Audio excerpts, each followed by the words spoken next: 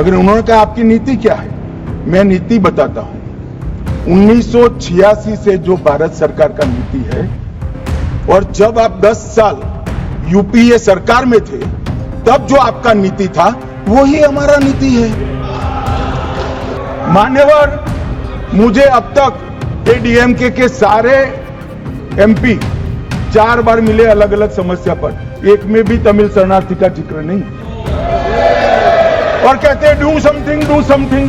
भाई आप तो कहते हैं हमने तो आपकी नीति पर चले, हम माने ये सच्ची होगी।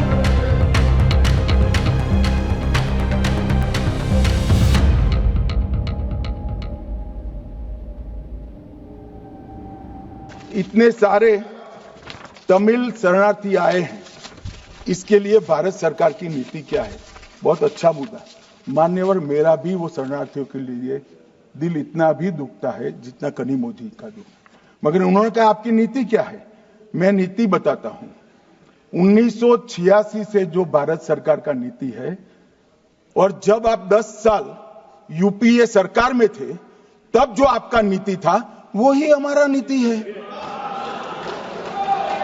ये तो 74 से आए, अब 10 साल था, दयानिधि जी भी मंत्री थे, बालू जी भी मंत्री थे, कुछ नहीं किया, कुछ नहीं किया। और हमें सवाल कर रहे हैं कि आपने क्या किया? भला आपने कर दिया होता तो हमारे लिए तो बारी ही नहीं आती।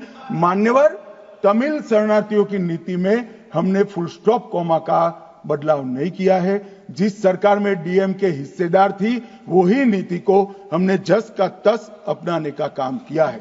अगर कुछ बदलाव करना है तो मुझे दे दो, देखना, हम सोचेंगे। मान्यवर, मुझे अब तक एडीएमके के सारे एमपी 4 बार मिले अलग अलग समस्या पर, एक में भी तमिल शरणार्थी का जिक्र नहीं। और कहते हैं डू समथिंग डू समथिंग। भाई आप तो कहते हैं हमने तो आपकी नीति पर चले, हम माने ये सच्ची होगी। अभी भी आप दीजिए, हम सोचेंगे इस पर।